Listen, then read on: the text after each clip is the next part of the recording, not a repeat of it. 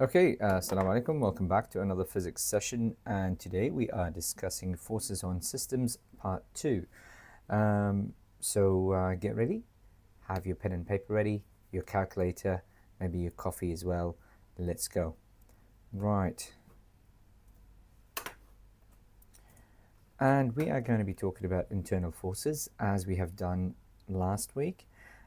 This time though, we're going to be discussing tension as well as the effect of pulleys and weights and friction on internal forces. So here we have an example. We have somebody on a boat and they are walking forward. What's happening? The boat is moving backwards, assuming there's no friction on the lake, on the water, then or very small amount of friction. Then what's going to happen is as they move forward, the boat is moving backwards. The reason for that is because, of course, Newton's third law that states for every action there's an equal and opposite reaction. Now the forces are equal, but the acceleration isn't equal. So as the person is moving forward, now they have a force, obviously a push force that's moving them forward, and then the boat is moving backwards, and that force here is equal to this force here. So the forces are equal, but of course the acceleration is not equal because the acceleration has to do with the mass. And if the mass of the person, let's say for example, is 70 kilograms, while the mass of the boat is, it looks like a small boat, so it could be about 35 kilograms, let's say, then the boat is going to have double the acceleration as the person. Okay? Let's keep going. This slide here talks about perceived weight or apparent weight, and it's quite a nice concept, and I want you to understand it. So what I'm going to do is I'm going to explain it as best I can as I'm teaching on the computer. But let's see if I can do that. So I want you to imagine, for if you will, that you are in an elevator. Okay. If you're in an elevator, you know how at the beginning when you push the button, let's say you're on the ground floor, you're pushing the button and it takes you upstairs, right? It takes you to the third floor. Right at the beginning of your journey, the elevator floor is pushing against you. Right at the beginning, the elevator floor is pushing against you. As it's pushing against you, there's a bit more force pushing against you. So basically, it's a bit more normal force. The force that is pushing against you from the elevator floor is your normal force, okay? So what you have here is a situation as such. So here you are in the elevator and you are a square body, okay? You've got the weight force acting down. Now what is keeping you there is the elevator floor pushing back up on you, right? So hopefully we know that, and that is the normal force. So we've got the normal force and the weight force acting downwards. Now normally these two are exactly equal. When does that happen? Well, in two situations: when there's no acceleration, and I can only think of two situations when there's no acceleration. First of all, when the elevator is completely stationary, as in it's not moving whatsoever, and when the elevator is moving at constant speed. Okay, so it's when it's completely stationary, and it's when it's moving at constant speed or constant velocity, right? So both of these situations mean there's no acceleration, and as you know, F equals ma. If there's no acceleration, guess what? That's zero. Then obviously there's no force. There's no force, okay? If there's no acceleration, there's no force. Right, so then that's okay. We're quite familiar with that concept. But there's another concept that we have to be familiar with, and that is, as the elevator is taking you upstairs, when you push that button to the third floor, as the elevator is going upstairs, what's happening is it's pushing slightly more on you in the beginning because there's acceleration.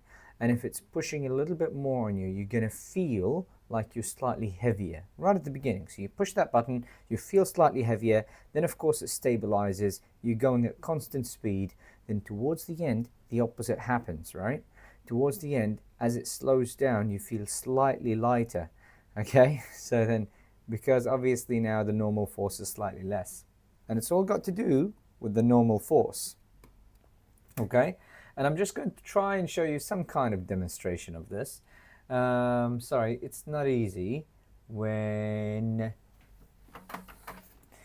here we go. So this is going to be the elevator floor, and this Pikachu is going to be you, okay? Now, in the beginning, as the Pikachu is going up, in the beginning, he's going up, right? You can see that I'm accelerating upwards. Now, obviously, this is exaggerated, but this acceleration upwards is going to put a little bit more force between Pikachu and the elevator floor. So this is going to make him feel heavier. When I'm going up, he's going to feel heavier because there's a push up from the elevator floor. Now, if he's going down, he's going to feel lighter, right? And if the elevator is starting to go up and then slows down, when it slows down, he's going to feel lighter as well, right?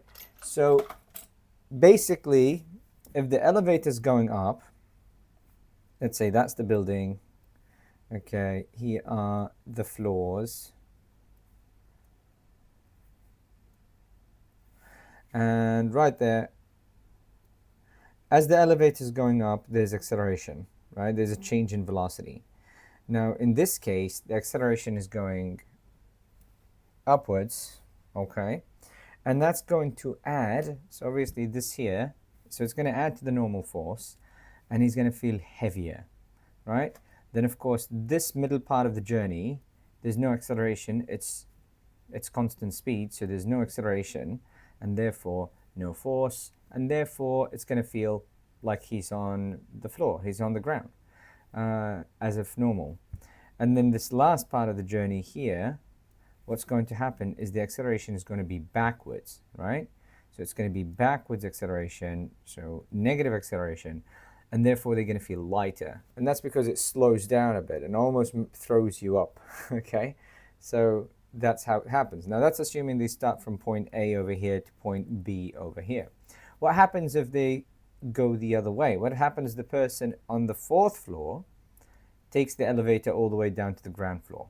Then what's going to happen then is for the beginning part of the journey, they're going to feel quite a bit lighter, right? Because they're going down, okay? They're going to feel quite a bit lighter. And of course, the same reason. There's a bit of negative acceleration in the beginning, or the bit of acceleration in the negative direction, so it's going downwards. Then it's constant velocity, and there's no acceleration. And then finally, there's acceleration, but this time it's opposite direction to gravity because it's slowing down. And basically, in this instant, they're going to feel heavier. Okay, so over here, they're going to feel much heavier than they would on this side. And in fact, I would actually do this just to make it a bit more sense. So since the direction now is opposites and the person is going down, so this is positive acceleration and that's negative acceleration. Since the person is going up over here, then that is considered positive acceleration and that's considered negative acceleration. Okay, so it just depends on which way the acceleration is. If the elevator is slowing down, obviously the acceleration is going to be opposite to the direction of the elevator is traveling. It's like a car slowing down. If the car is slowing down, then the acceleration, the change in velocity is going to be negative, right? Because it's slowing down, so that means it's going backwards, and therefore the car is slowing down. Right, so if you're struggling with that concept, please let me know so I can try and explain it a bit better. But basically, what I want you to get there is that the elevator is speeding up, or in the beginning, as it speeds up, changes velocity. If you're going from the ground floor upwards, then you're going to feel heavier because the normal force is more, and therefore it's pushing against your legs, it's pushing against your feet, and there's less space now. You're going to feel heavier. Now, as the elevator slows down, when you're going upwards, you're going to the 4th floor. If the elevator is slowing down, then it's going to throw you up in the air, right? And the normal force is going to be slightly less. The opposite happens if you're going down. If you're going down the beginning, the elevator is going down, so you're going to feel lighter because, of course, there's less pressure on your legs now. There's less pressure from the elevator floor on you. Now, as you're going down to reach the ground floor, okay, it's going to slow down. There's going to be more pressure on you. More pressure on you, that means you're going to feel heavier, okay? And the best way to understand this is to actually go in an elevator and play around a bit. Now don't suggest you actually go around and just play, but do try it. Push the button, see what happens. Push the button up and then try and feel for it. You'll see that you feel a bit heavy in the beginning, and then as you reach your destination upwards, you're going to feel lighter. And if you're going down, it's going to be the opposite. You're going to feel lighter in the beginning, and then when you reach the ground floor, you're going to feel slightly heavier. Right, let's move on. But it's got to do with normal force, okay? It's all got to do with normal force. That's what perceived weight is, or that's what apparent weight is. So normally your weight doesn't change, obviously, but your apparent weight, which is your normal force, does change. Okay, so here is another slide that hopefully helps explain this in slightly more... Oh, my face moved. For those of you who are still struggling with the concept. If you look over here, we've got an elevator, and this is a hypothetical elevator that accelerates, that has no acceleration, right? So let's say, for example, this elevator is in the middle portion of the journey where there's no acceleration, it's just moving at constant speed. Then your weight is going to be equal to your mass times gravity. The same situation happens if the elevator is stopped completely. So if the elevator is stopped, let's say for example somebody goes and stops at the second floor, then obviously if the elevator is stopped, it's not moving, there's no acceleration. If there's no acceleration, you're going to feel your weight as you would normally feel it, right? As if you're on the ground, as if you're just walking on the beach. Your weight is just going to be your mass times the gravity. The gravity is the acceleration or the pull from the earth. Now what happens if the elevator is going up? If the elevator is going up and it's going up rather fast, was it going up? Yep, it's going up rather fast. Then the acceleration is going to be equal. Let's, hypothetically speaking, in this example, this elevator is going up really fast. In fact, it's going up at the same rate of acceleration as gravity. Then your weight's going to feel double what you normally feel. Now, obviously, elevators aren't designed that way. Most of the elevators sort of go up about half g. But let's say, for example, this elevator is going up at the same rate as gravity. Then your normal force is now going to be double, right? You're going to feel as if you are twice as heavy, because not only are you feeling the force or the weight of the acceleration of gravity, but you also have the acceleration of the lift, which is the same as gravity. So now you're feeling 2g, okay? And so that's that situation there. It's as if a plane taking off almost. So the plane, as it's taking off, you feel heavier. You feel heavier. The reason for that is because the plane is pushing up on you. So the normal force is going to be increased during that moment. Okay? Let's look at the next example. And the next example says the elevator is going down. So when here this hypothetical elevator of ours is going down, it's going down at the same rate as gravity. So basically it's free falling. Okay, let's say you're in an elevator and God forbid the cable gets broken, it gets severed. Now the elevator is falling down at free speed, free fall. If it's falling down and you're falling down with it, then you're not going to feel your weight. Okay, there's no normal force. Nothing is pushing up against you. Remember, your weight is equivalent to your normal force. And if there's nothing pushing up against you, you're going to feel weightless. This is the same situation as falling out of a plane, basically, essentially. So there's no acceleration, right? So if there's no acceleration, or acceleration equals negative gravity, which in this case just means that it's falling down at the same rate as gravity, right? Then there's nothing pushing up against you. In this situation, in the first situation, the elevator floor was pushing up against you with the same rate as gravity. The second situation, the elevator floor was pushing up on you with the same acceleration as gravity, which means you have double the weight. And then the third situation, it's falling down at the same acceleration as gravity, so therefore it's free falling, and you're free falling with it, so you're weightless. Because of course, if this is your normal force, mass times plus A, and acceleration is equivalent to negative gravity, so it's going to be g minus g, so that's going to be 0, then multiplied by mass, your normal force is going to equal 0. There's no normal force. And so that's basically what we're talking about. Okay, let's do a problem and hopefully it'll make more sense. You're in an elevator, draw a free body diagram of all the forces that are acting on you. So if you are in an elevator, so you're an object.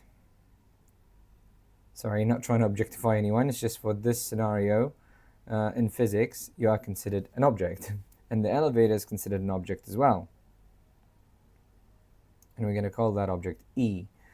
And I'd rather we do it, no, actually we'll just leave it like that. So A is you, the person, and this is the elevator, or the lift, depending on which part of the world you adhere by. Okay, so here we go. What are the forces acting on the person? So we've got the weight force acting down, weight of person, and we've got a force acting up, and that force is going to be the normal force of the elevator on the person. Elevator on the person. So I'm going to write that as E on P.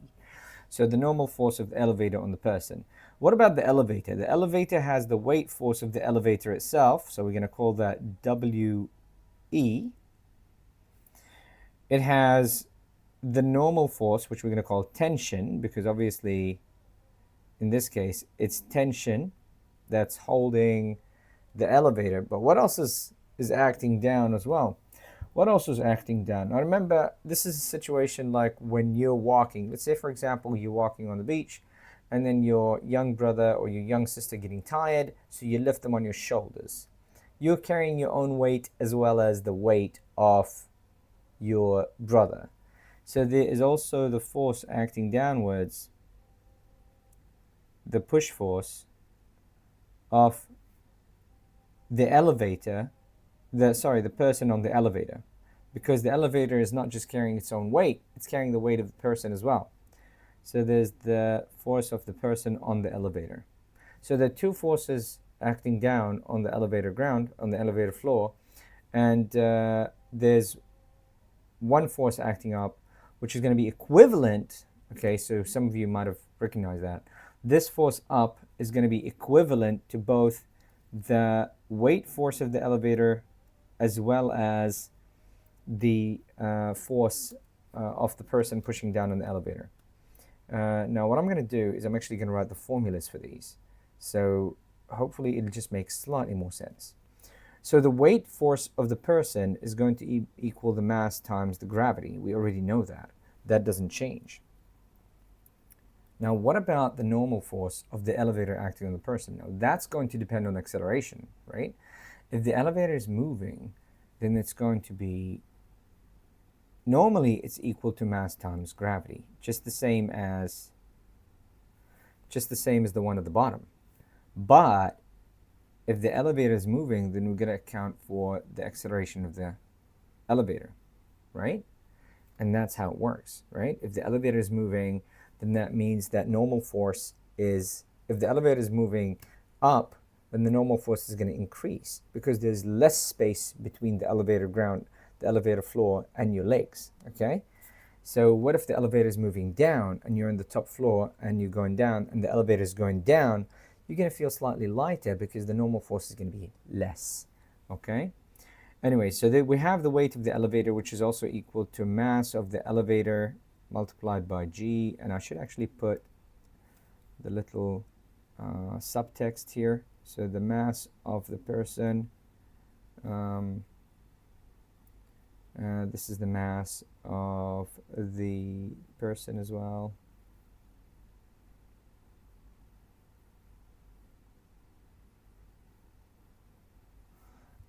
Over here we've got the force of the person on the elevator, which is going to be exactly equal to that. Okay, so that's going to be, pause the video, try and do it yourself. Mass of person multiplied by g plus A, and that's over here going to equal tension is going to equal, hopefully some of you have recognized that it's going to equal both WE and FPE. So that's going to, I'm just going to write it like that, WE plus FPE, and that is in short form. In expanded form, that equals the mass of the elevator multiplied by gravity plus the mass of the person multiplied by gravity. We don't have to write the multiply, do we? Gravity plus whatever acceleration there is. So that's going to be the tension force. Okay? Right. Let's have a look at this problem over here. A 70 kilogram person rides the elevator up. At the start of the acceleration of the elevator is 3 meters per second squared in the up direction. Determine the apparent weight of the person. So here we go. So the person is in the elevator and they are on the ground floor essentially. Here you go, that's the ground floor. Here we've got patches of grass and they are going up. Now because they're going up, obviously I want you to think about this, because they're going up, it's pushing up on them. It's going to push up. So if it's pushing up on them, they're going to feel heavier because the normal force is going to increase. Remember, it's all got to do with the normal force. And because it's going up, they're going to feel heavier. Determine the apparent weight of the person. Well, the apparent weight of the person is going to be normal force is equal to the mass of the person multiplied by gravity plus acceleration. So it's going to be 70 kilograms multiplied by 9.81 plus 3. You can also just use 9.8. It's all about the concept, much more than mathematical accuracy. 70 times 9.81 plus 3. So they're going to feel like they are 897 newtons, okay, which is approximately 90 kilograms. They're going to feel like they're 90 kilograms right at the beginning, okay, which is 897 newtons. Essentially, they're normally they feel as if they're only about normally they feel 687 newtons. That is their weight, 687 newtons. That is normal weight when there's no acceleration involved. But right then they're going to feel as if they're about 20 kilograms heavier. Okay, so that's what we're talking about here. Now, if I was to think, what about on the way down? What about on the way down? Or what about right at the end of their journey when they completely stop? What's going to happen? What's going to happen is they're going to feel slightly lighter, right? They're going to feel slightly lighter. So right at the end of the journey, they're going to feel what? They're going to feel this. N equals mp times g minus a. Why is it minus a? Because remember, at the end of the journey, okay, the normal force is going to be less, so the acceleration is going to be backwards because the acceleration of the elevator is going to be backwards, so because it's slowing down, and so the normal force is going to be less. There's going to be less pressure on the person. So it's going to be 70 times 9.81 minus 3, and that's going to equal 70 times 9.81 minus 3, and that's going to equal 477 newtons. So essentially they're going to feel as if they are 48 kilograms. Okay, so in the beginning of the journey they're going to feel like they're about 90 kilograms, and the end of the journey, just for a moment, for about a second, okay, that's it. We're talking about a second here. For a second or two at the beginning, they're going to feel about 90 kilograms, and for a second or two right at the end, they're going to feel like they're about 48 kilograms. They're going to feel a lot lighter, okay? So that's how you answer that one. Okay, here we go. So we've got a father, an 80 kilogram father is riding the elevator down. Okay, so this time they are riding the elevator down. Oops. I should really try and do that in a straight. So, okay, here we go. They are riding the elevator down all the way to the ground. Okay. This is the father, and this is the daughter. Okay, and of course,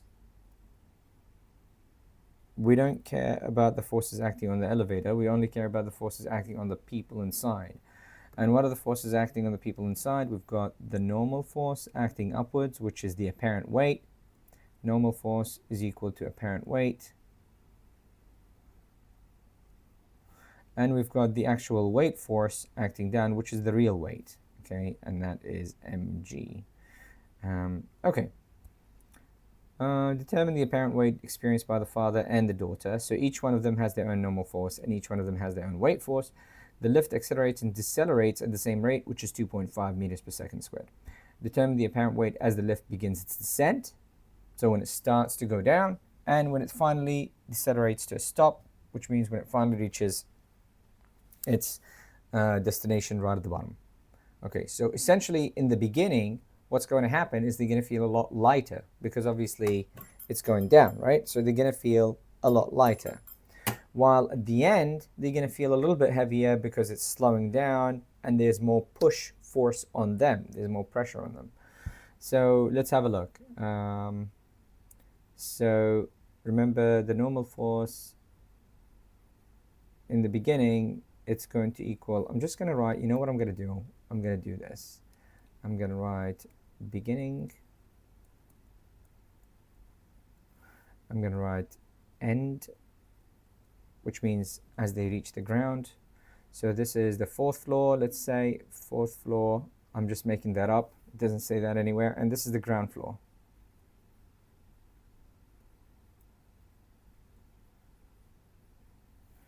Okay, and we're going to go make a wee table here. I'm going to say the father. And we're going to say the daughter here.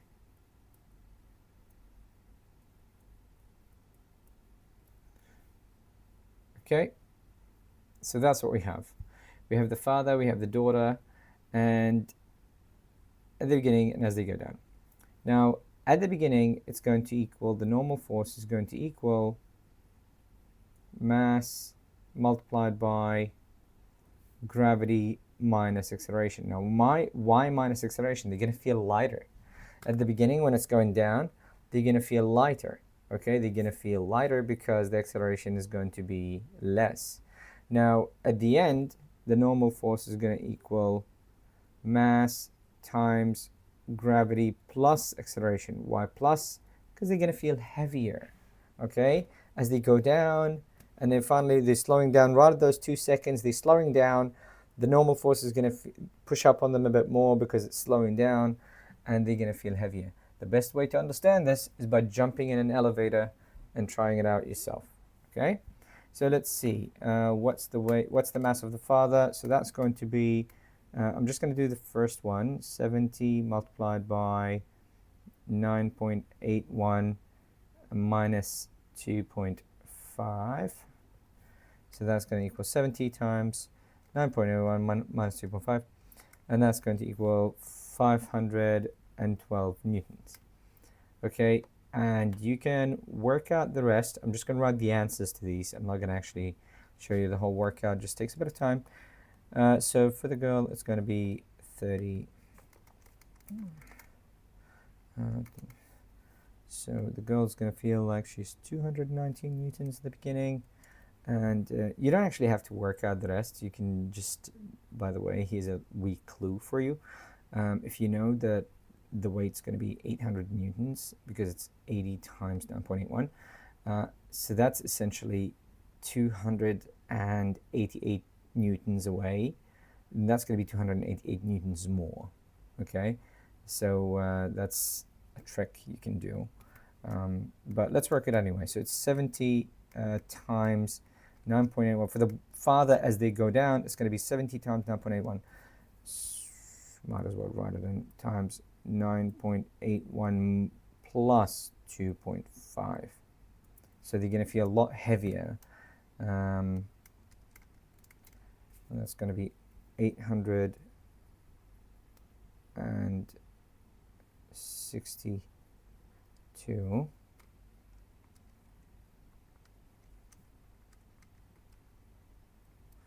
And for the girl, it's going to be 30.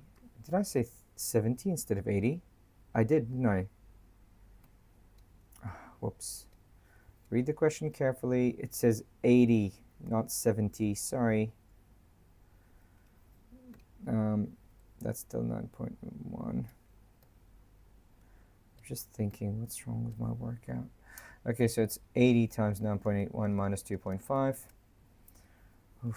585. And I know some of the students right now are thinking, probably Shotley is going, Mister, you made a mistake. 9.81 plus 2.5. Let's see. 900, that's better. And 85 newtons. And for the girl, I got the first one right, I think, but next one is going to be 30 multiplied by 9.81 plus 2.5. And that's going to be 369 newtons. So what that's essentially saying is the beginning they feel lighter as it's going down. So here they feel light, and here they feel slightly heavy as it reaches their destination, the ground floor. Okay, moving on. The fun stuff. Okay. So over here we're talking about basically what happens when you've got a situation where you've got like a dolly or a trolley, and you've got some boxes on it, and it's attached by a rope, and the rope is attached to a sandbag, and the sandbag is pulling the whole system down. Look, I don't want you to worry about all of this over here, okay? Sometimes physics is just so much easier without looking at all of this stuff, okay? Let me try and explain it to you without looking at that. So what you have is a situation where you have a dolly, and it's being pulled by the string. And that string has tension on it, of course, because the dolly is being pulled. Now, what is the source of force for this whole system? Because this whole thing is a system. We call that a system, right? What is causing the system to move? I want you to think about it carefully. What is causing the system to move? What is causing the system to move means what is providing the force to move the system. And there's only one thing, and that is gravity, or the weight of the sandbag. So the only thing that is causing the system to move is the weight of the sandbag. If anything is slowing it down, we call that friction, right? But we're ignoring friction for now. So basically the net force is going to equal the weight of the sandbag. That's it. That's the net force acting on the system, because that's the only thing that's providing any force to move the system, right? So the first thing I want you to notice here, and hopefully you remember this, the tension in the rope is going to be equal across every part of the rope. So that means how strongly the rope is being pulled is equal at this part as it is at this part, as it is at this part, as it is at this part. Okay, so they're just equal. The rope tension, how tightly the rope is pulled, is not going to be different from one part to another. It's going to be the same tension across the whole rope. And that's going to be important. And we're going to discuss why that's important later on. Well, I could actually talk about it now.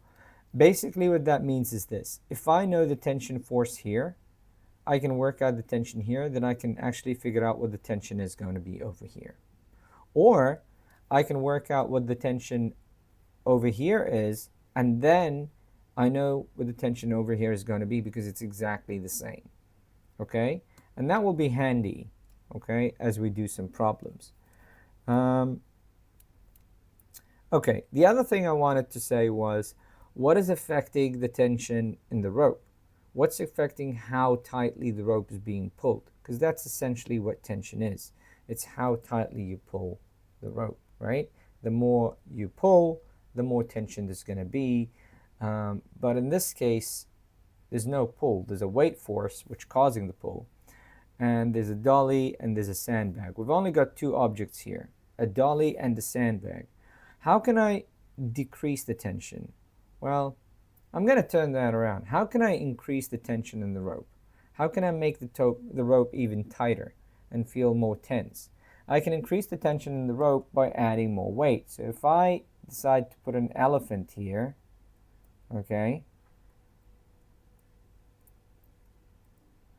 there's my mediocre drawing of an elephant. Here we go. There's an elephant on top of the dolly. If I put an elephant on top of the dolly, what do you think is going to happen to the tension in the sandbag? It's going to be very tense, right? It's going to be very, very tight. Now, some of you might be going, it's not going to move. We're assuming frictionless situation here, okay? Like ice with olive oil on top of it, okay? It's really slippery. So it's still going to move, but the tension is going to be really, really tight, right? We will talk about situations with friction, but for now, we're talking about a situation that is frictionless. The other way I can increase the friction is by increasing the weight of the sandbag. So if I bring in a much bigger sandbag, okay, then that's going to increase the tension force in the rope. So the tension force over here is equivalent to the weight force down plus any acceleration, and the tension force over here is equivalent to the mass of the dolly multiplied by the acceleration. So the mass of the dolly and the mass of the sandbag is what determines the tension in the rope.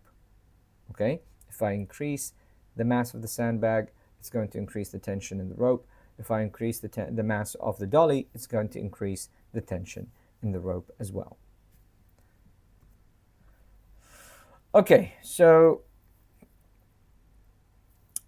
I want to start doing some problems. Let's have a look. So we have a sandbag of mass MB15 is connected to a dolly of mass 25 using a pulley system. The system is in a frictionless surface. Calculate the acceleration of the system and determine the tension of the rope. Okay, so no need to panic. It's very, very easy. We've got the mass of the bag, which is 15 kilograms. So I'm just going to write on the bag itself, 15 kg. And we've got the mass of the dolly, which is 25 kilograms. And once again, I'm going to write it on it. The system is on a frictionless surface. Calculate the acceleration of the system. So there are steps we have to follow here. The first step I want to follow is how much force is the sandbag providing, because that is going to be the net force. That is the driving force of the whole system. What is driving the system? There's nothing pushing on the dolly. There's no motorized anything. There's no other source of force. It's basically the sandbag. So the sandbag, step one, I'm going to try and write on my glass panel again, and I'm really sorry, but it's really hard to write on this. Step one, find weight of sandbag. That's step one, okay? And I'm just going to use a different color as well, just to make this slightly prettier. Sorry about my handwriting. So it's going to be weight of bag is equal to mass of bag. That's what MB stands for. The mass of the bag multiplied by gravity, which is going to equal 15 multiplied by 9.81, which is going to equal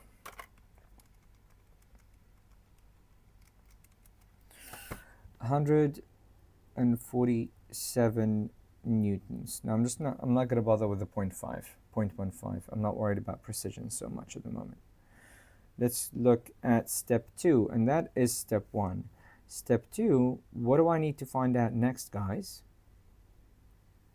Step 2 is I need to find the acceleration of the system, okay? I need to find the acceleration of the system. That's what it's asking for. Find the acceleration of the system. So that's essentially the acceleration in this direction and this direction, which are exactly the same. So find the acceleration.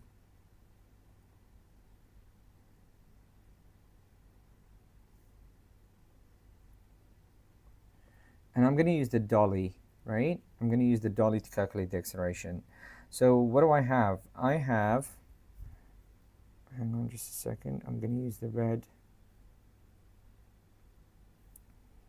I should really put a direction here down, since it's a force. Find the acceleration of the system. The acceleration of the system is going to be equal to F net is equal to m total. Remember, it's always about the total mass, because both of these things are moving. This is moving, and so this is moving as well.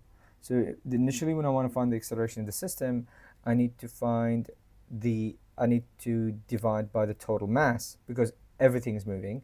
And then when I want to find the acceleration, when I want to find the force that is acting on this one, I multiply by that mass. If I want to find the force that is acting on this one, I multiply by that mass. But if I want to find the acceleration of the system, I need to find all the masses involved, all the masses that are moving. So m total multiplied by acceleration. So that formula is just F equals ma, in case you haven't noticed. Okay? And then, so what I'm going to do here is 147 is equal to 25 plus 15 times acceleration. And using some mental gymnastics, I know that acceleration is going to equal 147 divided by 40, which is equal to approximately 3 point something. 147 divided by 40, which is 3.68 meters per second squared. Good, so we're making some good progress here. I found the acceleration, and now I need to find step 4.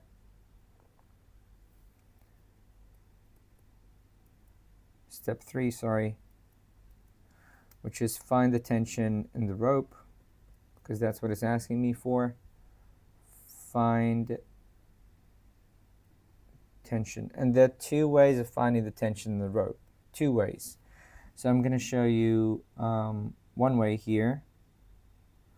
One way of finding the tension in the rope is just by using this, the tension here, which is going to equal the mass of the dolly, okay, mass of the dolly multiplied by the acceleration. So tension equals mass of dolly multiplied by acceleration, which is going to equal 25 multiplied by 3.68, which is equal to 92 newtons. Now that's one way. Another way is by working out the tension over here. Okay? Now the tension over here is going to be equal to what? Remember the elevator example? So it's going to equal mg, but it's not just going to equal weight. It's going to equal the weight if the sandbag wasn't moving, or if the sandbag is moving at constant speed. So before it starts sliding down, the tension is equal to weight. But since it started sliding down, I want you to think about this for a second. Since it's moving down, okay, then the tension is going to be less than it normally is. Why is that? Because remember, this is moving as well. Okay, this is moving that way, and the sandbag is moving that way. When it wasn't moving, the tension was equal to the weight of the sandbag. But when it was moving, okay, that means there's less tension over here. Okay, there's less tension over here because that dolly is moving. Okay, and you can try this yourself. If you have rope, okay, and you dangle it across the tabletop and off the side of the table and put some kind of heavy object, there's going to be tension in the rope. But then if you start sliding down along, you're going to feel that the tension in the rope decreases because you're sliding down with it. Okay, so you're basically reducing the tension. So the tension here is going to be equal to the mass of the bag multiplied by G minus A. And if we try that, that should give us the same exact answer. So the second way we can find the tension is using this here instead of using that, because the tension is going to be the same. Over here and over here, it's going to be the same, right? So if we go mass of bag multiplied by acceleration, and that is equal to 15 multiplied by, sorry, not acceleration, but gravity minus acceleration, and that's going to equal 9.81 minus, what did we find out? 3.68. And that should be exactly the same. I don't even have to try and calculate it. I just know that that's going to be 92 newtons because physics works. But just so you're happy, I'm going to do it. 9.81 minus 3.68. And that is 92 newtons, or close enough. There you go. So I found the tension in the rope and I found the acceleration in the system. Physics works. Okay? There we go. Let's move on to the next example. Okay, so now we're trying to solve with tension. Okay, once again, I don't want you to worry about all of this mumbo jumbo. It's it's good. I mean, there's nothing wrong with it. I don't work that way because it's just, I look at those numbers and I go, whoa, that's all confusing. It's just so much easier for you to come up with those numbers and for you to come up with your own subtext and supertext and symbols. And I just think physics is about common sense. It just makes sense, right? It's so much easier for it to make sense. Don't try and mathematize physics, although physics and maths obviously are very closely related. But I always tell my students, try not to think of physics as you would of calculus, because then it'll give you a headache. Try and understand it and always ask why, and then once it makes sense, you don't need to think about it anymore. Once it makes sense, you don't have to remember formulas, you don't have to remember steps, because it just makes sense, right? So that's how I want you to think about physics. Anyway, let's look at this. So here's the situation which we will try and make sense of together. So we have a weight force that is acting downwards and it's pulling everything down. So that's the net force, right? But then there's a wee bit of a twist here. It's not frictionless. So this time there is a force that is holding everything in place. And that force that is holding everything in place is friction force. Okay, so if there's friction force, then the net force on the system is going to decrease or increase. Think about it carefully. If there's friction force, if there is a hindering force, something slowing things down, then obviously the net force is going to decrease, right? So the force available to move the dolly, the force available to move box A, the force available to move that is going to decrease because there is friction. There is a hindering force. There's a force slowing things down, okay? So without friction, that force will be fully committed to moving the box.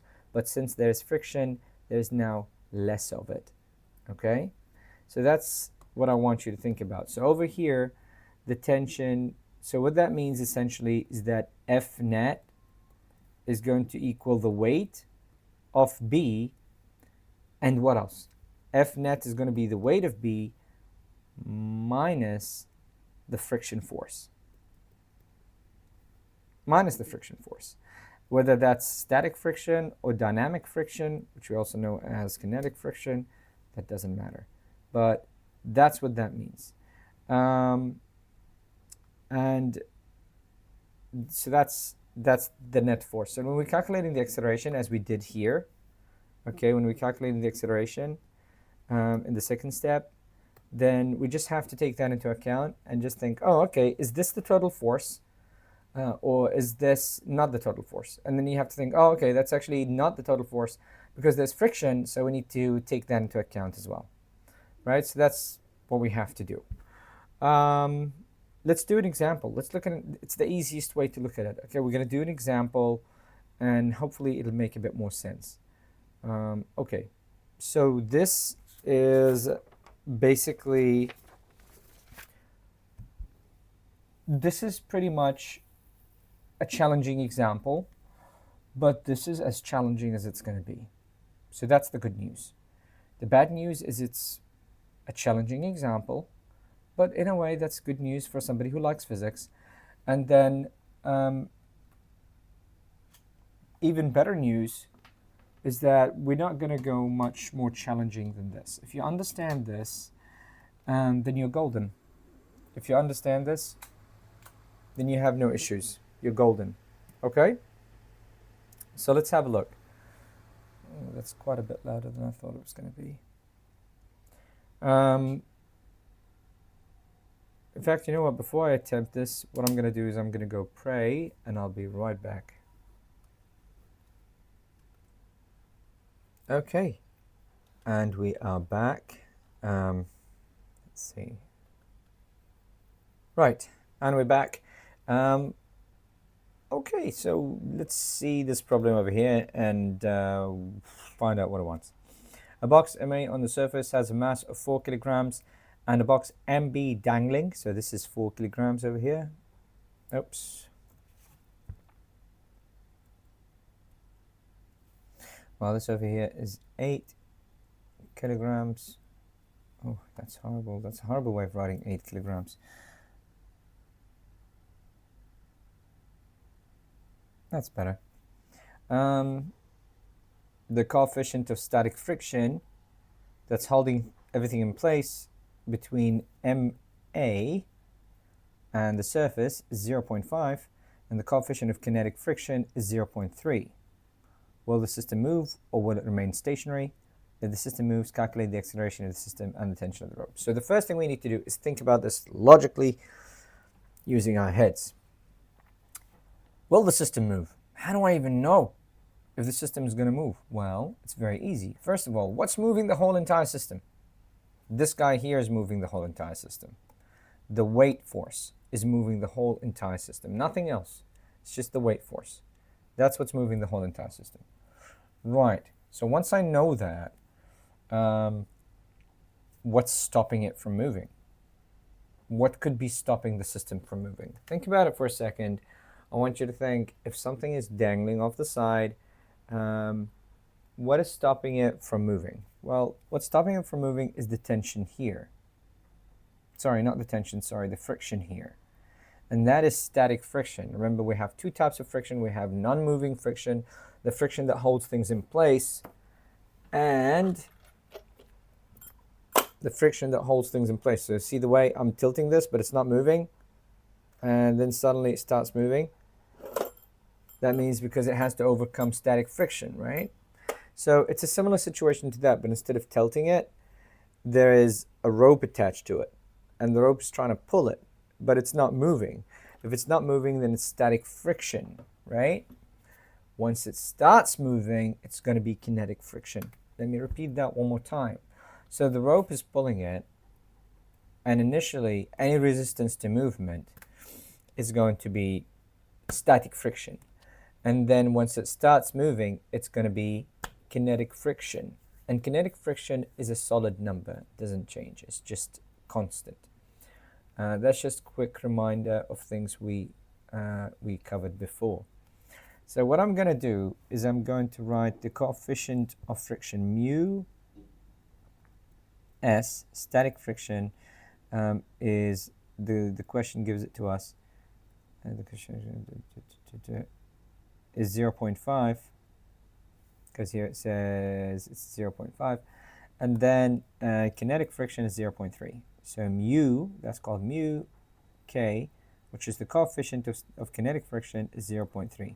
And that is typical. Of course, kinetic friction is usually always less than kinetic friction. Static friction, sorry. Kinetic friction is always less than kinetic. Kinetic friction is always less than static friction. Sliding friction is always less than fixed friction. There you go. Will the system move? It depends. Is the friction more than the weight? That's the key question here. That's what it's asking. Will the system move is another way of asking, is the friction force greater than the weight, or is the weight greater than the friction force? If the weight force, which is pulling everything down here, weight of, I'm just going to call this B, That's B. And that's A. That's just going to make things easier than small m, big M. And so the weight of B, or capital B, is going to equal M capital B multiplied by G. So is this greater than the static friction acting on A? Because that's the only thing holding everything together. It's the static friction on A. And the friction force on A, friction force static, that's what that means, okay? Force, what kind of force? It's this wiggly F force, which is friction force, and its static friction is going to equal or less, it's an inequality, the friction coefficient, static friction coefficient multiplied by the normal force acting on A. Now, what is the normal force acting on A? The normal force acting on A is this guy here. We have the weight force acting down and the normal force acting up. But there's no acceleration in the y direction. There's nothing changing in the y direction. It's the same. So it's going to be multiplied by mass times gravity. Mass of what? Just so we are clear. Mass of A multiplied by gravity. Okay? So that's the friction force. So what I need to do essentially to answer the first question is find out if this is less than this, then it's going to move. If this is more than that, then it's not going to move. That's it. And I'm looking at static first, because static is what holds things in place. So let's figure it out. Let's figure it out. First of all, number one, I'm answering for number one here, is, when you start a sentence, always start with a capital letter, okay? Is, including a question, friction more than weight? That's what we're looking at here. Compare friction to weight. Let's calculate it. Weight is equal to, I'm going to use a different color, blue this time. Weight is equal to mass multiplied by gravity, excuse me, which is equal to, of course we're talking about the mass of the bag that's driving everything, 8 kilograms multiplied by 9.81, which is equal to, let's have a look, 8 times 9.81, that's going to equal 70.5 newtons. That's the force that's pushing everything. Now the friction force, the static friction force, is going to be, the static friction force is going to be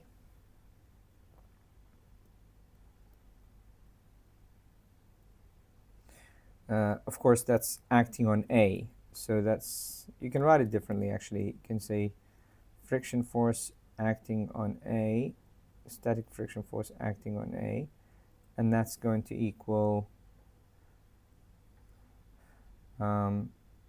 mu s multiplied by the normal force, which is going to be the mass of A multiplied by G, and that is going to be 0.5 multiplied by 4 times 9.81, which is equal to, nowhere near, that's 19.6 newtons. Okay, so now we know the system will move. Will the system move water mass? It will move. Because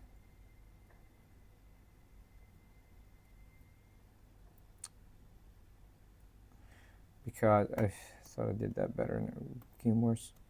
Okay, because weight force is bigger than static friction.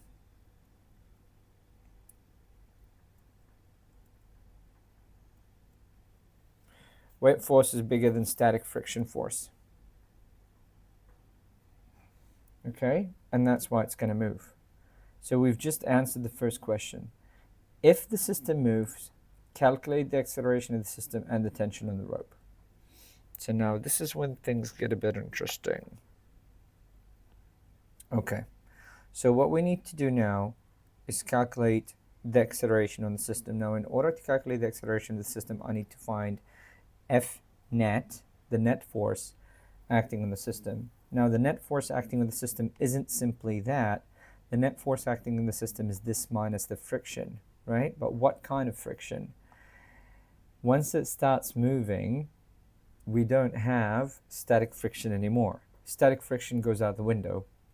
So static friction was useful in the beginning to calculate what? To calculate the force needed to keep the system from moving. But once it starts moving, once we've overcome static friction, we have kinetic friction, and kinetic friction is always less than static friction. Excuse me while I sip my coffee. So let's go ahead and try and find that. So 2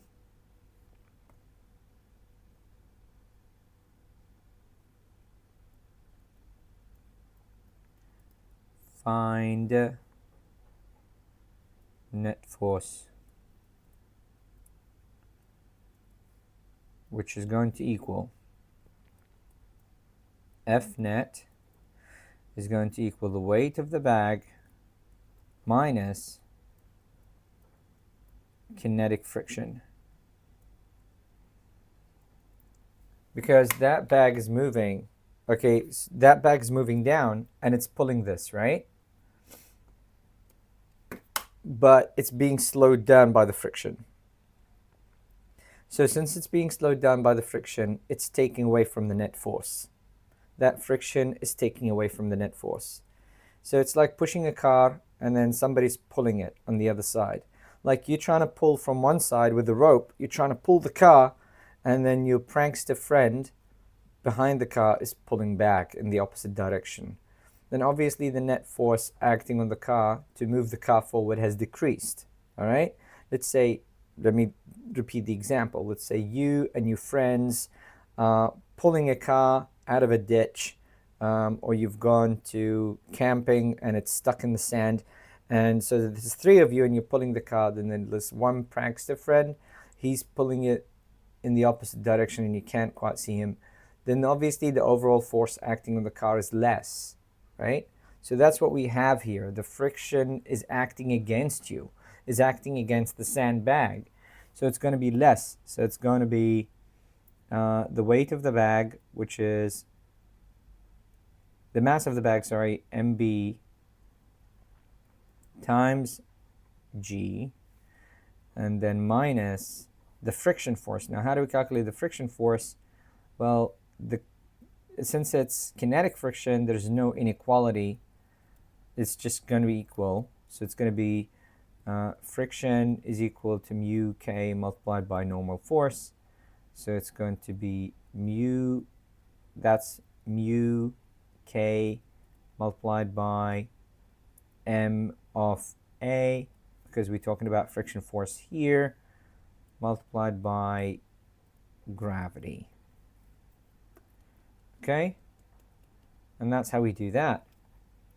So it's going to equal, and back to blue,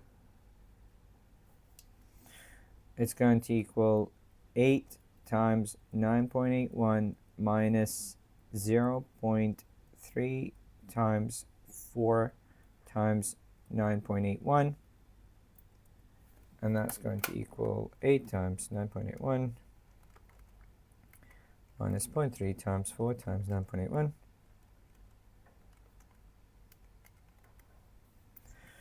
and that's going to equal 66.7 newtons. So that's the net force. We haven't found acceleration yet, but we're not far off. Okay, so now third step is we find the acceleration, And so that's step 3. And now we're going to try and find acceleration of the system. I'm just going to remove this over here because it's just taking up space and I don't have much space. Find acceleration.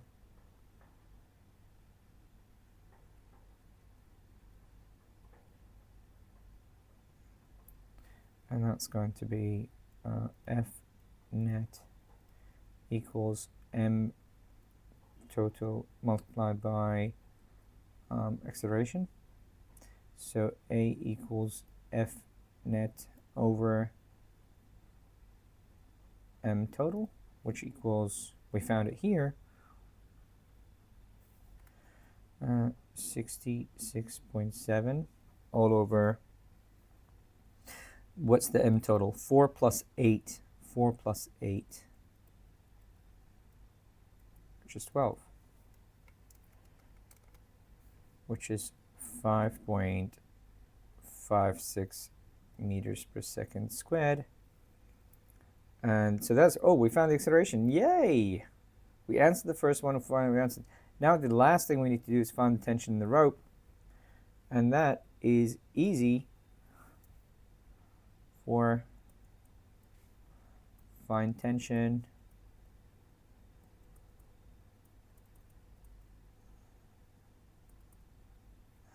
and to find the tension in the rope, we have 2 ways. We can find the tension over here or over here. Okay, remember tension is equal. So tension over here is going to equal what? It's going to equal mass times acceleration, right? Minus the friction force acting in the opposite direction. So let me just write the T properly. Because we've got friction force, kinetic friction force acting this way.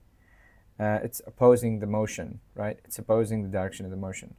So the tension is going to equal that minus the friction force. Now somebody might be saying, well, why isn't it plus? Well, think about it logically. If the friction force was, oh, sorry, it is plus. That's why you got to think about things logically. It is plus. The reason why it's plus is because the tension has increased because of the friction force. The friction has increased because of let me try and work that out in my head. The tension is going to be, yeah, it's going to be more because of the friction force. If we had no friction, the tension will be less, right? Think about it. If we had no friction whatsoever over here, if it was ice, and we tried to move the box along, then the tension will be less on the rope than if we had friction. So that's why we add the friction. So it's going to be tension is equal to mass of A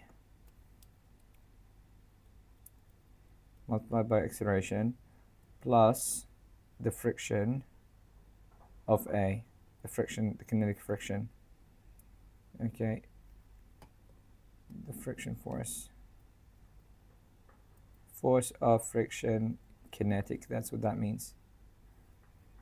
So it's going to equal mass of A times A plus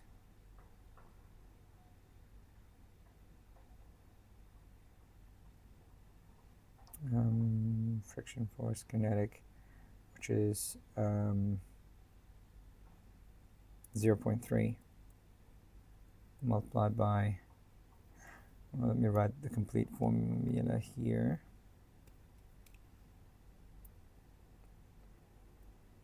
Mu k multiplied by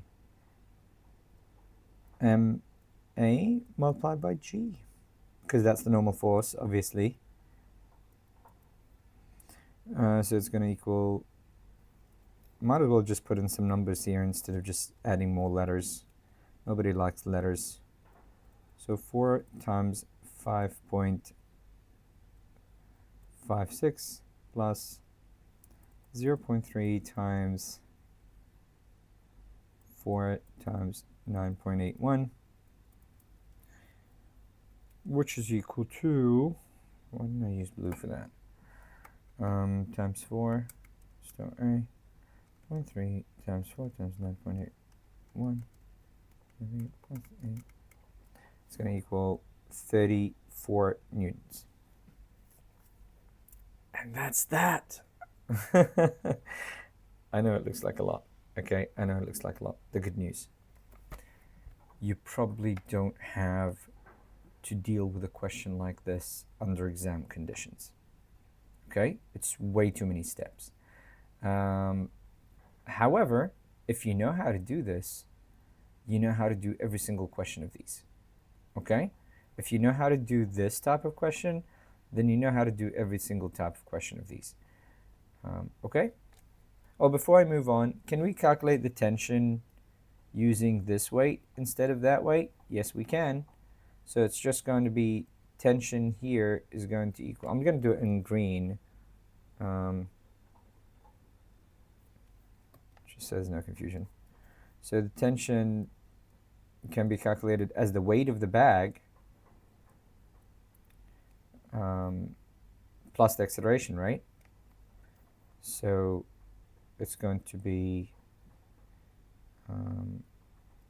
mb times g, and we're going to figure out, is it plus a or minus a? Well, it's moving down. It's moving down, so it's taking stress away from the rope. If it's moving down, okay, it's taking stress away from the rope. It's basically like you holding, here, I'm going to use my phone as an example because it's got something attached to it. Okay, when I'm moving up, there's more tension in here on the rope than if I'm moving down. So it's moving down, so therefore there's less tension.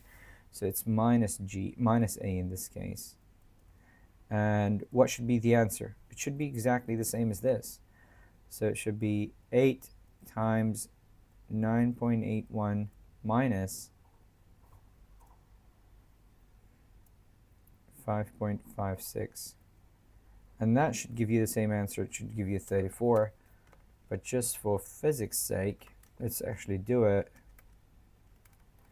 And of course, the answer is exactly the same. It is 34.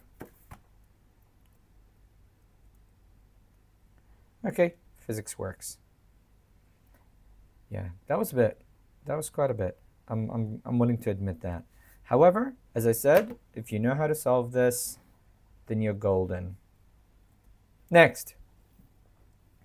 See, this is the kind of question you might be asked. This is a bit more on point.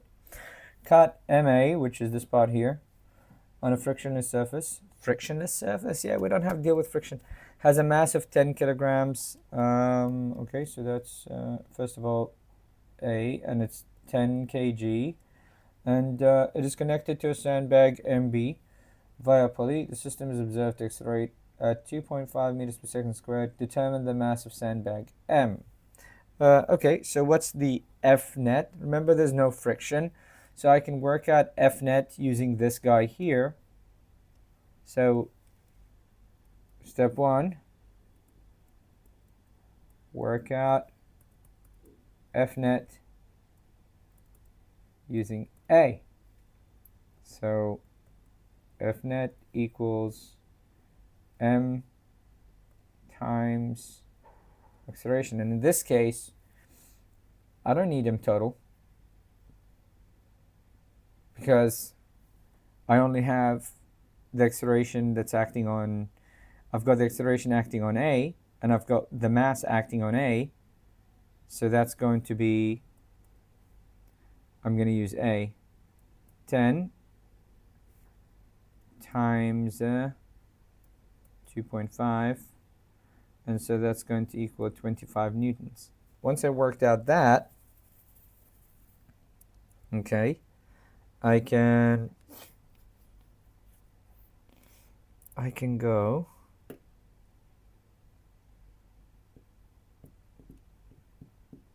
let me just think about this carefully.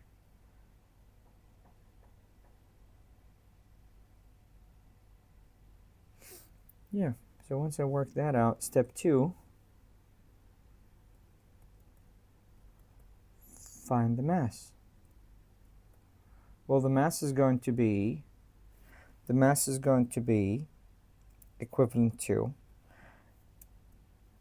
it's not going to be mg alone, because the weight normally would be m times g, right?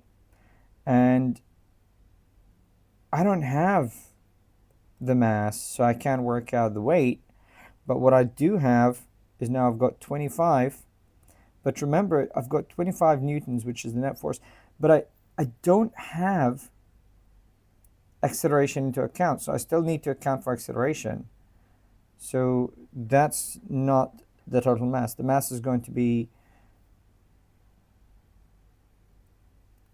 weight is equal to mass times gravity minus A, since it's going down.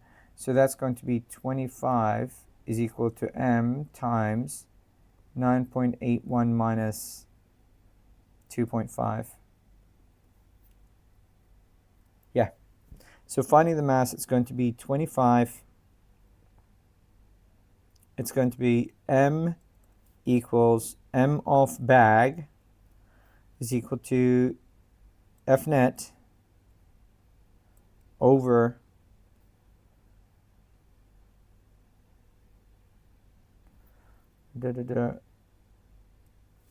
nope, over the acceleration, g minus a, which is equal to 25 minus 9.81 minus 2.5. 3.1, which is approximately 3 point something.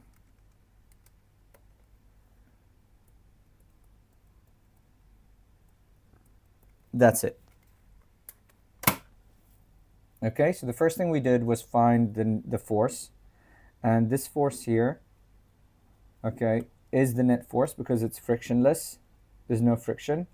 And once we found that, we had to work backwards and say, okay, how did we get that?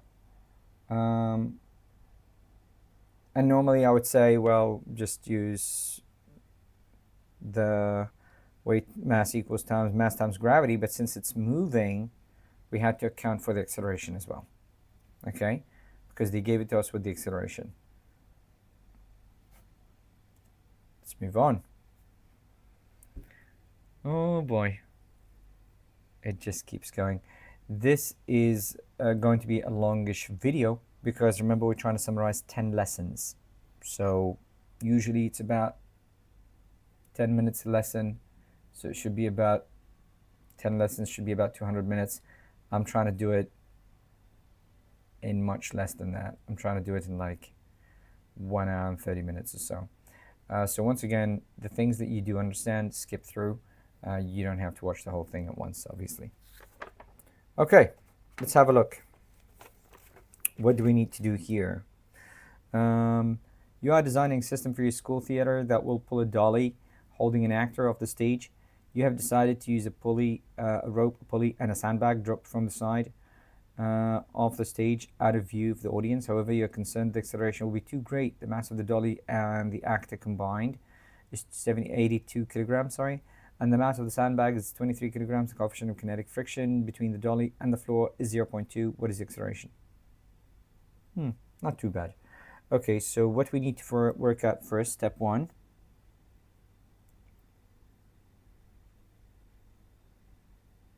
Work out net force, which is going to equal the weight of the bag.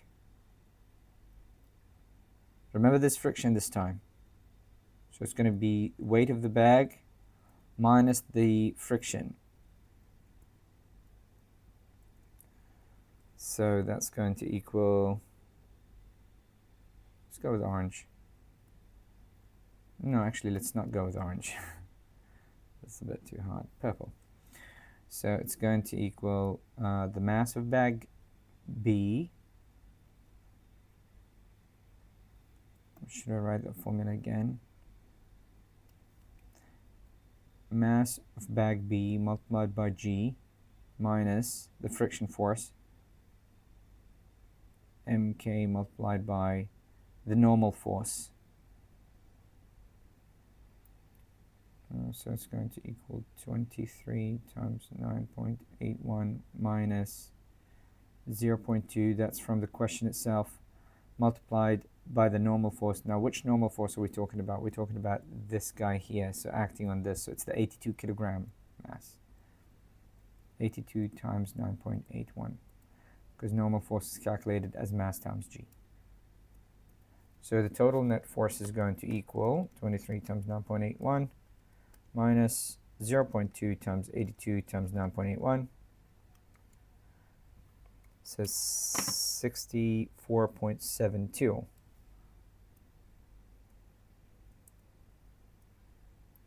newtons. That's the normal force. And of course it's acting upwards.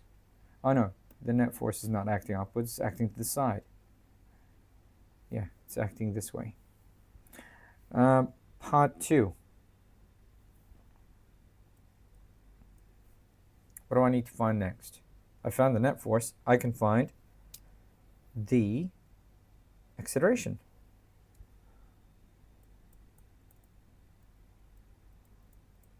Which is what they're asking for over here. And that's going to equal m total, which is going to be, okay, acceleration is equal to F net over m total, which is equal to, let me go back to purple, 64.7 all over 105. So 0.62 meters per second squared. So we just found the acceleration. And step 3, we find the tension.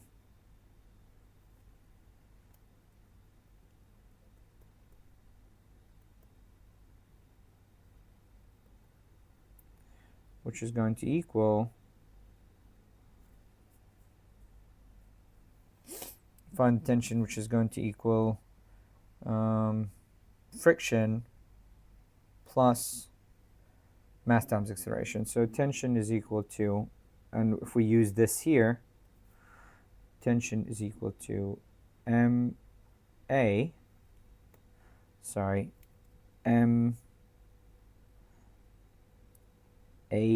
times A, which is where it normally would be, plus the friction force as well.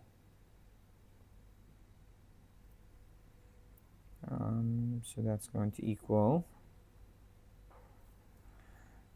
the mass of A multiplied by A plus the friction force mk times ma times g.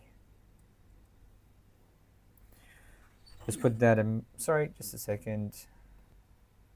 Okay, and so let's put that in numbers.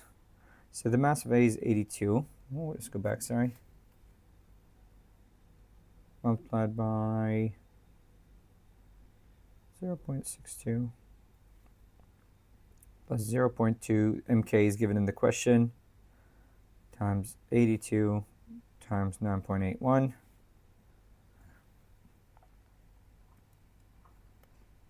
So times 82, sorry, plus 0.2 times 82 times 9.81. So that's going to equal 211 newtons. And that's it. We've answered both. We've answered the acceleration and we've answered the tension. Okay, excellent.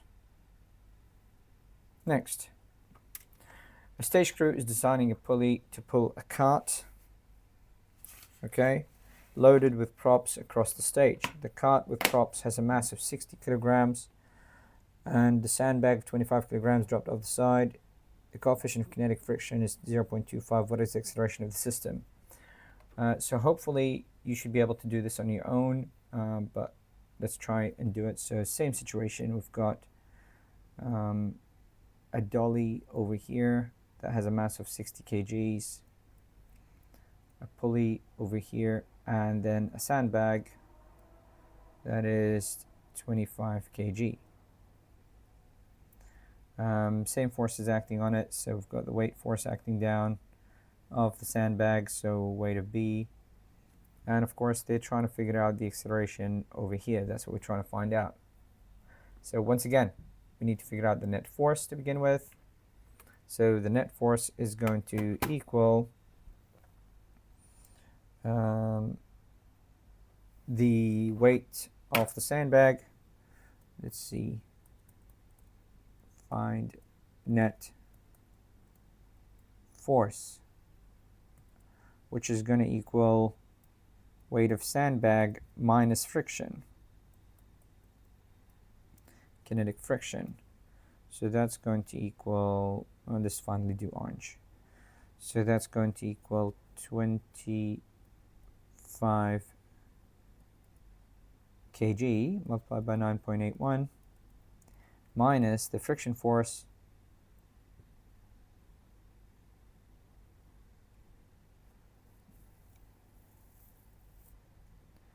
which is going to be the mass of the dolly multiplied by the acceleration, no, mass of the dolly multiplied by the gravity. That'll give you the normal force multiplied by the kinetic friction. So 0.25 times 60 times 9.81.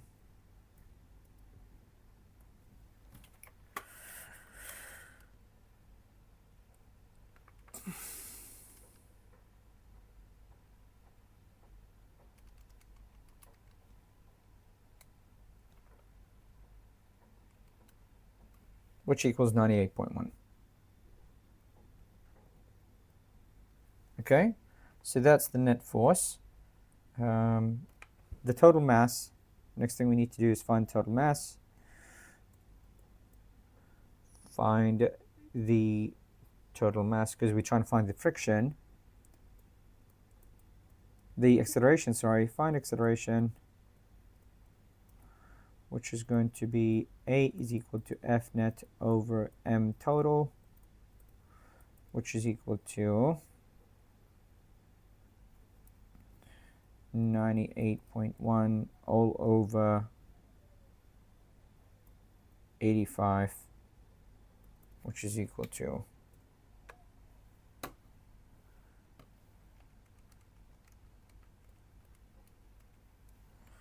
1.15 meters per second squared. That's the answer. Okay, so many less steps this time. Okay, so hopefully that wasn't too hard. Let's move on. Torque, yay, fantastic.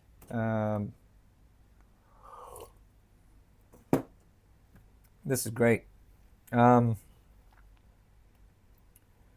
Just a second. I wanted to just give me half a second while I look for this quote.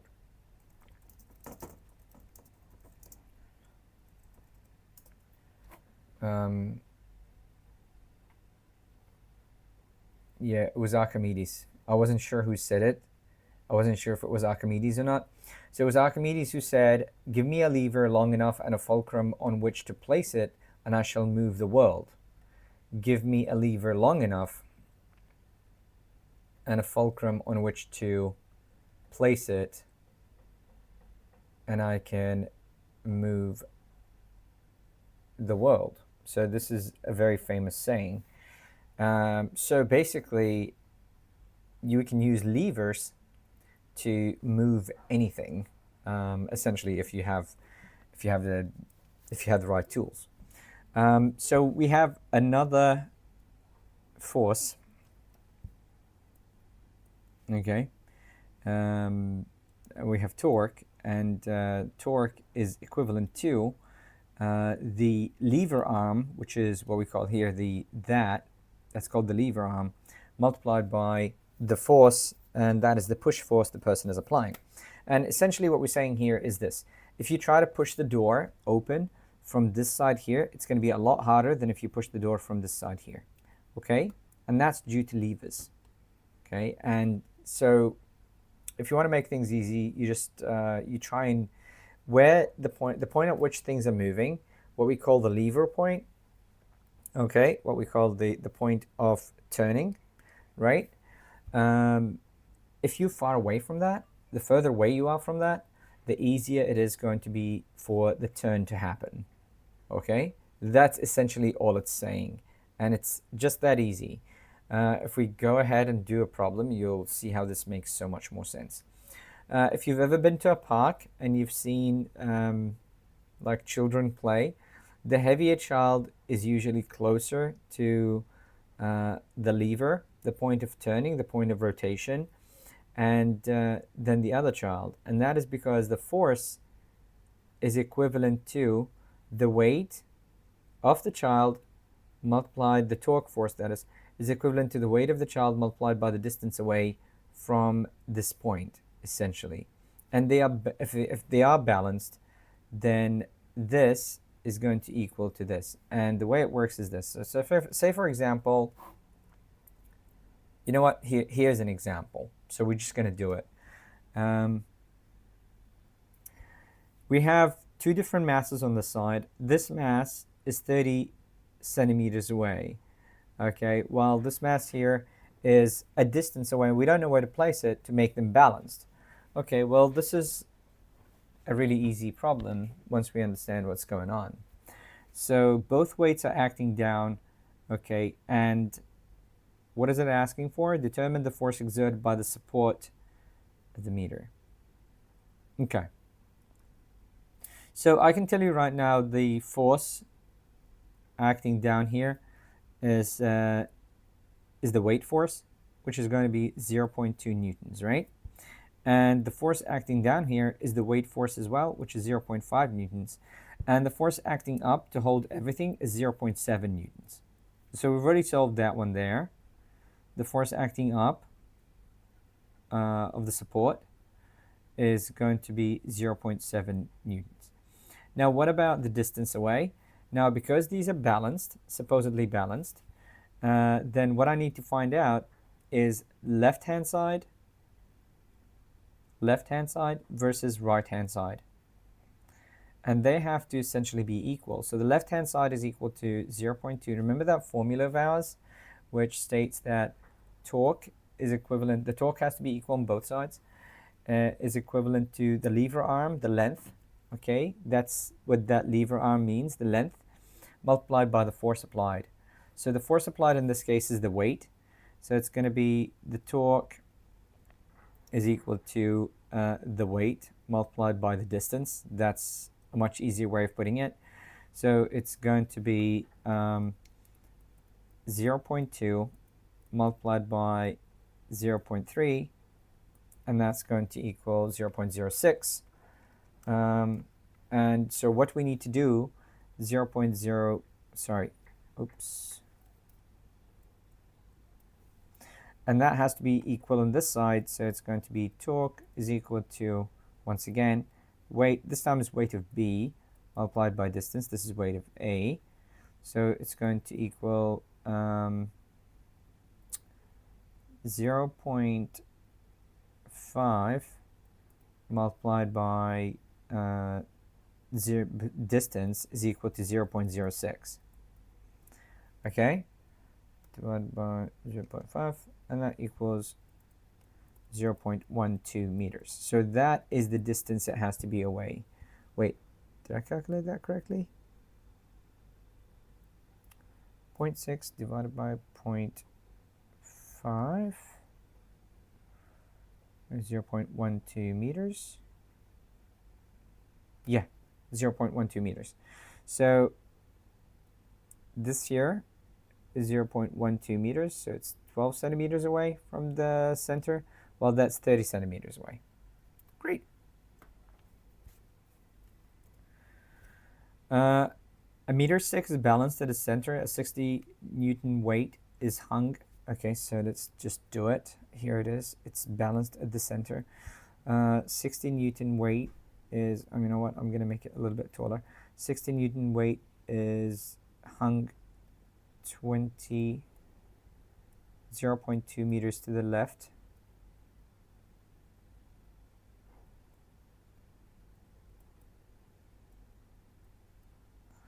.6 newtons. 0.6 newtons. And then where should you place 0.5 newtons on the right to achieve the static equilibrium? Determine the force exerted by the support stick. So that's easy. The force exerted by the support stick is going to be 1.1 newtons. And the reason for that is 0.5 plus 0.6. Now, how far should I place the 0.5 Newton weight? Well, first I have to work out the torque on this side, and it has to equal the torque on this side, right? So the torque on this side, I can tell you right now, it's going to be somewhere around here. But I don't know the exact distance. So let's work it out. The torque on this side is going to be 0.6 times 0.2, which is 0.12. And so over here it's going to be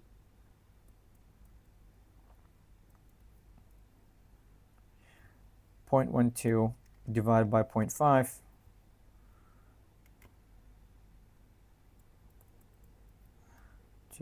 Weight is equal to 0.5. Distance is equal to T over the force, which is the weight force, W. And that equals 0.12 divided by 0.5, which is 0.24. So it's going to be 0.24 meters away.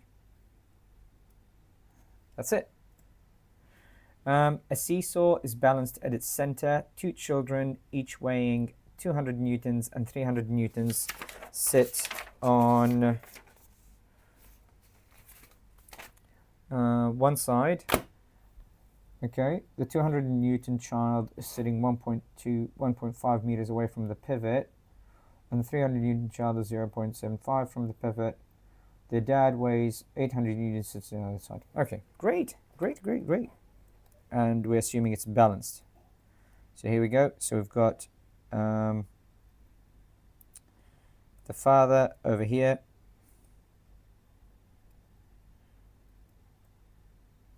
And we've got the two kids over here.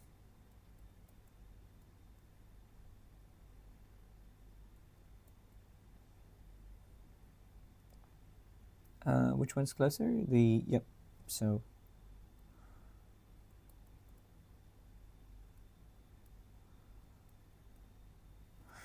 okay. So the first child is 0.75 meters away. And the second child is 1.5 meters away. The second child has a weight of 300 newtons? No, 200 newtons. The first child has a weight of 300. We're trying to figure out what this 800 Newton dad needs to sit. First of all, what is the upward force acting? It's going to be equal to all of these downwards, so 1,300. Because it's 800 plus 300 plus 200 in the other way. So it's 1,300 newtons. So we've already answered half the question. And next, how to work out where the father should be sitting? Well, remember, everything on this side has to equal everything on this side. The torques have to be equal. So let's work out the torque on the left-hand side, which is going to equal 200 times 1.5 plus 300 times 0.75, which is equal to 200 times 1.5, which is 300 plus 300 times 0.75 is 525. Okay, that's the torque on the left-hand side, Newton meters. Newton meters. So let's divide that by the 800 on this side to figure out the distance, because T is equal to W times the lever arm, if you want to call it that. I just call it that. Weight times distance, or force times distance, if you want to be a bit more accurate. So torque is equal to 5. No, we've already worked out the torque.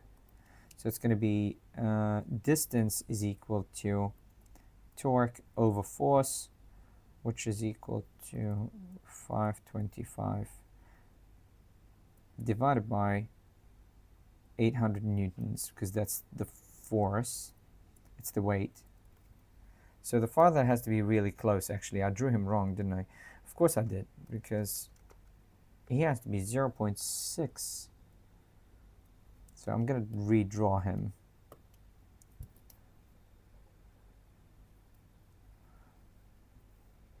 I'm going to redraw him in blue.